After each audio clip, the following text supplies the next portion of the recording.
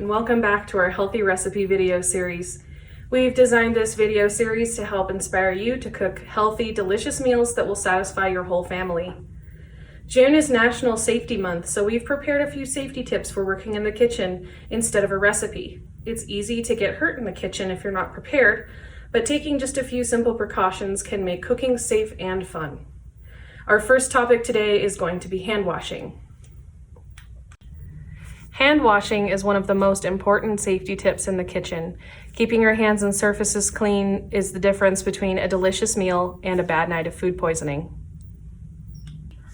We are going to use this black paint to show you how the proper hand washing technique gets your hands completely clean.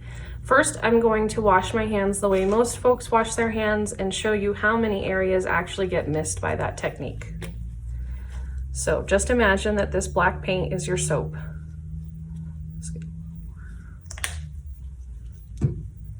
Most people start off doing something like this. Maybe they do one of these, and then they rinse their hands. But see how much blue is still left? There's a lot of uncovered surfaces that haven't been sanitized yet. So I'm going to take these gloves off, reset, and then we'll show you the proper hand washing technique. Now I'm going to demonstrate the proper technique. Once again, the paint is our soap. We've laid down this newspaper to keep from making a mess. You're of course going to need much less soap than we're using of paint. I'm using a lot of paint so that we can make sure to get a lot of coverage. So you're going to start off by rubbing your palms together.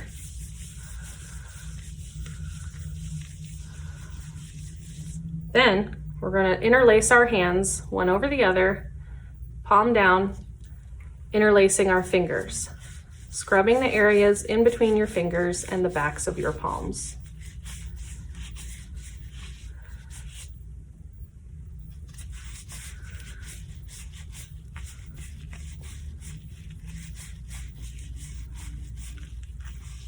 Now we're going to clean our fingertips by cupping one hand, putting the other inside, and twisting our fingers back and forth.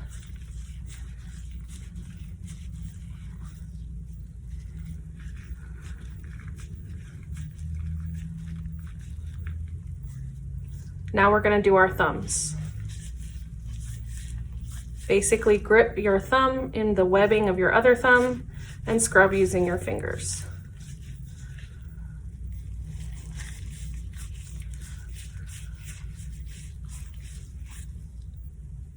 Now we're going to wash our wrists. Circle one hand around the other and scrub your wrists back and forth. I'm going to get a little paint on me, but hey, it's all in the name of safety.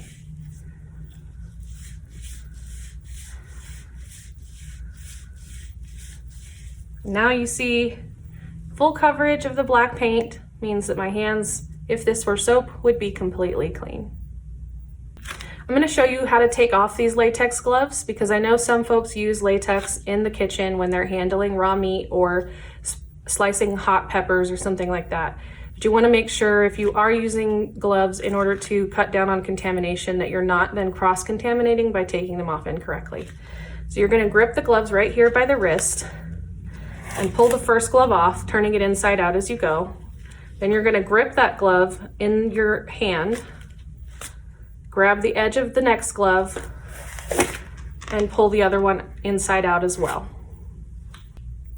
Now our next safety topic is going to be knife safety. A lot of people hold their knife just like they hold any other utensil. They wrap their four fingers and their thumb around the handle. And this is fine, but it doesn't give you a lot of control over the blade. So what I suggest is called the pinch method. You're going to pinch the blade of the knife right up here by the top of the handle between your thumb and your forefinger. This gives you a lot of control over the blade. Then you're going to wrap your other three fingers around the handle for something that looks like this. And it may not feel very natural or look very natural for a while, but eventually you'll get used to it. And this gives you a lot of fine control over the blade and how it moves. So now that we've got our knife grip, I'm going to show you how to grip the vegetable or food that you're chopping. Now with round vegetables, I suggest that you brace the vegetable against your palm and curl your fingers over to make a claw shape like this. I also like to try to find the flattest surface on the vegetable to place down on the cutting board so that it doesn't rock back and forth too much.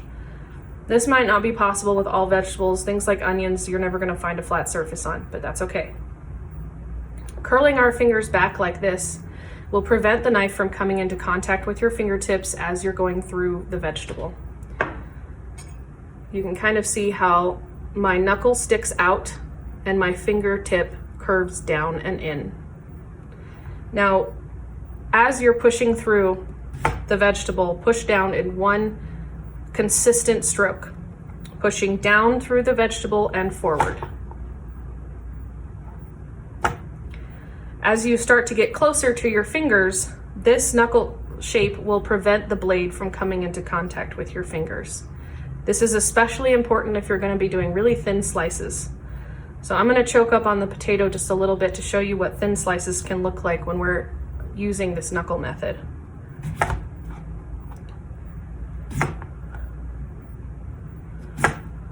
See how the blade never comes into contact with my fingers. They're not sticking out like this where they could very easily be cut. Now, they do make assistive tools to help with protecting your fingers while you're cutting vegetables or meat. This here is a finger shield.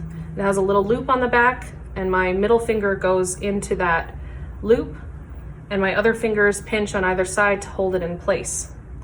Then the curved part of this shield goes down towards the vegetable, and this provides a barrier between the knife and my fingers. You can see here, you can't even see my fingers behind that shield. So if you struggle with mobility in your hands, or you're just concerned about cutting your fingers, this might be a really great option, and these finger shields are not very expensive.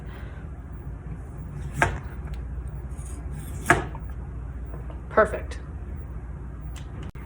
Washing is one of the next areas where a lot of people run into problems with knives. So I'm going to show you how to properly wash a knife without coming into contact with the blade. I like to grip my knife in my non-dominant hand and wash with my dominant hand. I don't have a sponge today, so we're just going to use a piece of a paper towel as our sponge. So I have the knife in my non-dominant hand with the blunt side facing towards the sponge, right? And the blade is on this side. I'm going to make a little envelope with my sponge over the blade like this, and I'm going to scrub back and forth up the blade, but only coming into contact with the back blunt side of the blade, never coming into contact with the sharp side of the blade.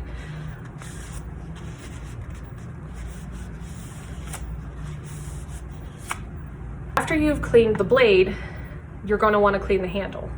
Now, the safe way to do this is, again, to make an envelope around the handle with the sponge that you're using and make one good stroke down the handle as you're turning the knife blade. Once you get down to the bottom, grip the knife around the handle and finish at the bottom. Another tip with washing knives that I recommend is not putting your knife into a sink full of dishwater, especially if there's other dishes in the sink as well. What happens when you do this is a lot of times the water becomes murky because food particles are coming off of the other dishes, there's soap in there, and the water becomes cloudy so that you can't see what's down in the bottom of the sink. Furthermore, when there are lots of dishes in there, everything kind of gets mixed together. And what can happen is when you're reaching into the sink to grab the next dish, you can come into contact with the blade and end up cutting yourself.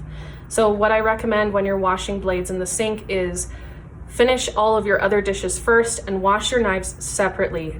If they need to soak, put them in the sink with clear water, let them soak, and then take them out before you wash them. Now, the last little bit of knife safety is if you are the kind of person who wants to wash your knives in the dishwasher. I know a lot of professional chefs say not to do that because it blunts your knives. It's totally up to you. As long as you sharpen your knives before you use them, you're not going to experience any kind of problems, in my opinion. I'm not a professional chef though.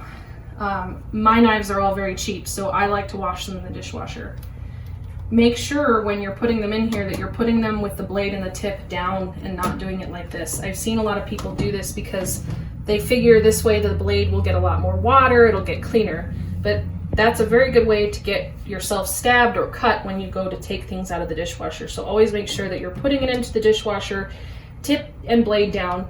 If you're gonna wash it up here in the top section instead, just make sure that you nestle the sharp part of the blade against some of these tines here so that it's not facing up again like this where someone could get cut on it.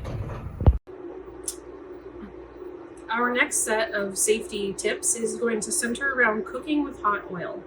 It's really easy to burn yourself with hot oil, and a lot of folks have difficulty getting food into the pan without splashing themselves. So this is one of the things that we're going to talk about today.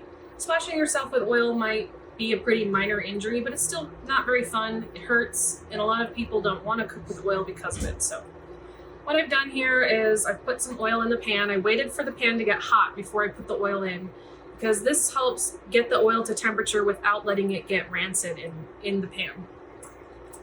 You also want to make sure whenever you're frying with oil that you're picking an oil that has a high smoke temperature. So the oil that we're using today is coconut oil. It is a pretty good one for frying.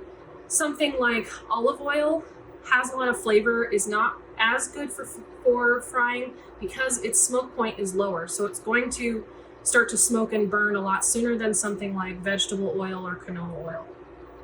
I've butterflied open a chicken breast over here and seasoned it with some Mrs. Dash. And what we're going to do is just take the chicken in our tongs. You could do this with your hands if you want to, but I prefer to use tongs. We're going to bring it over here to the pan, and we're going to lay it flat in one motion from the front of the pan to the back of the pan. So this portion of the pan here where you can see my hand, for me, is the front of the pan, and this is the back of the pan.